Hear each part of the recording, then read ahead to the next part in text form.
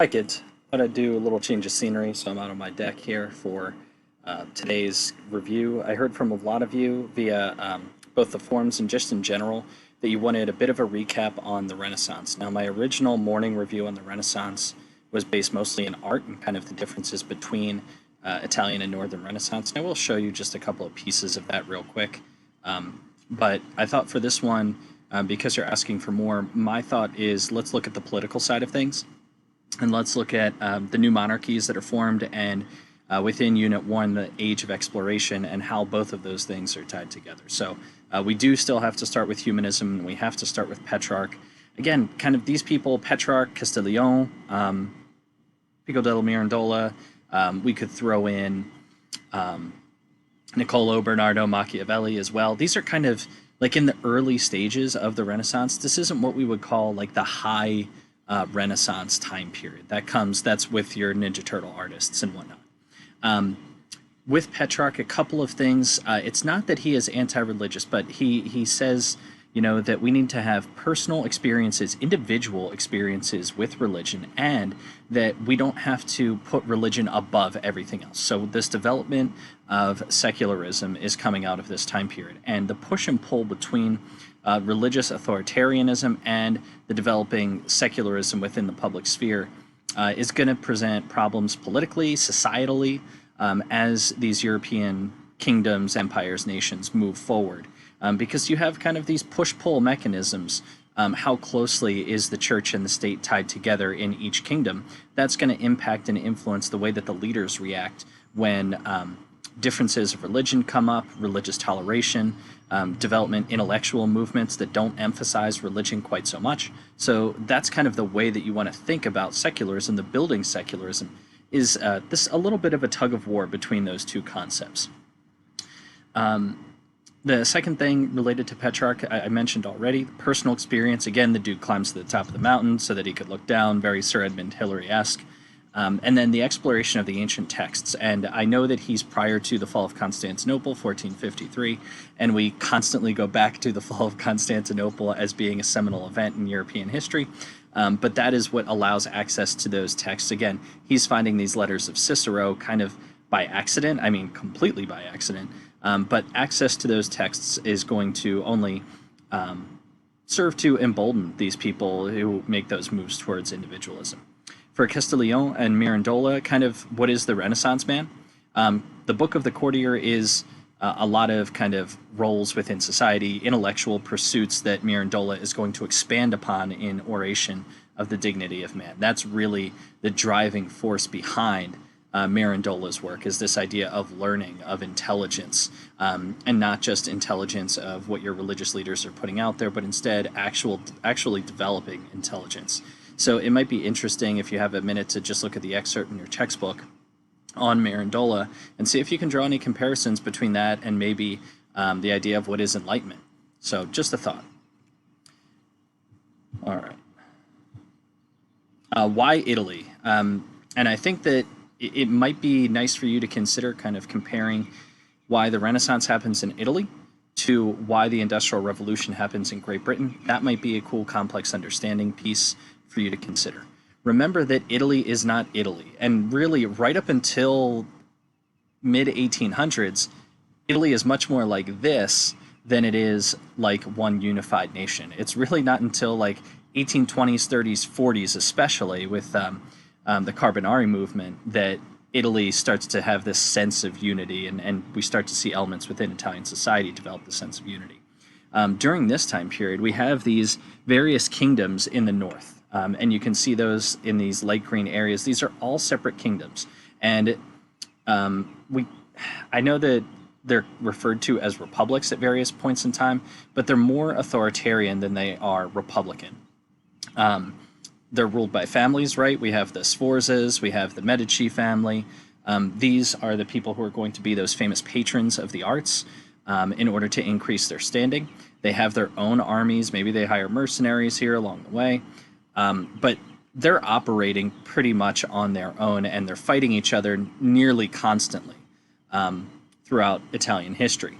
Then you have the Papal States in the middle, and then finally That's in here. Obviously, Rome, the Vatican.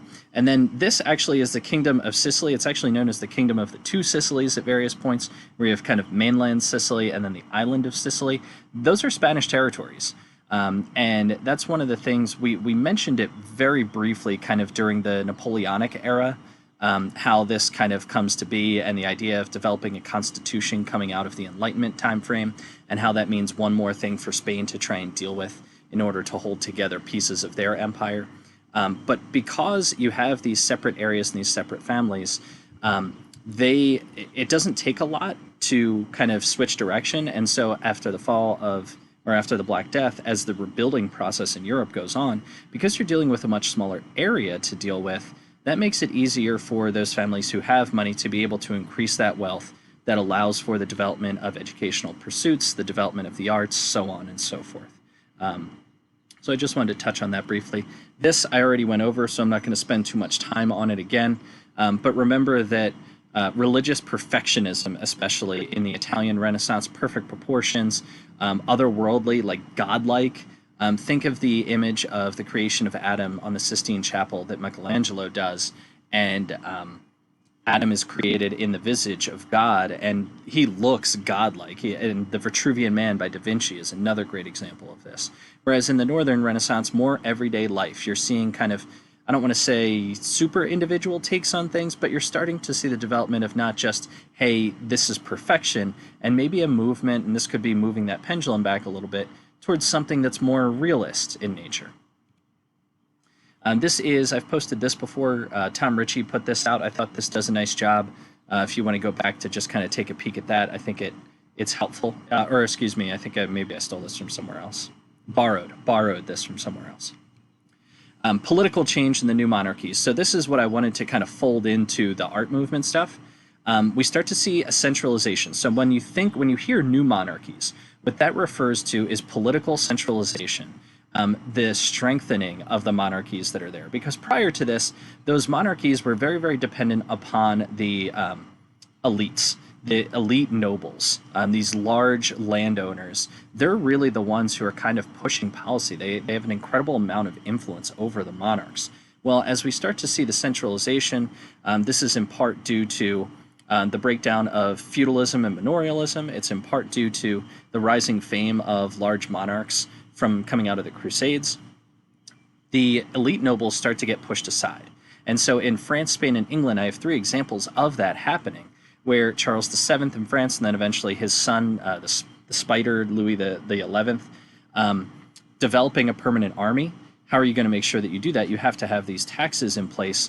The nobles aren't going to consent to that, so you exclude the nobles from this process and instead start to kind of bring up members of the working class, kind of what we would think of, a couple hundred years later as the bourgeoisie. In Spain, you have Ferdinand and Isabella, excluding the high nobles. When you have the marriage of the two of them, that kind of unifies Spain for the first time. And then in England, the War of the Roses and the victorious Tudor family, instead of relying on Parliament, they do call Parliament a couple of times, especially earlier on, but the development of this thing called a Star Chamber to deal with judicial affairs is kind of a workaround around Parliament, which is going to be dominated by those noble elites.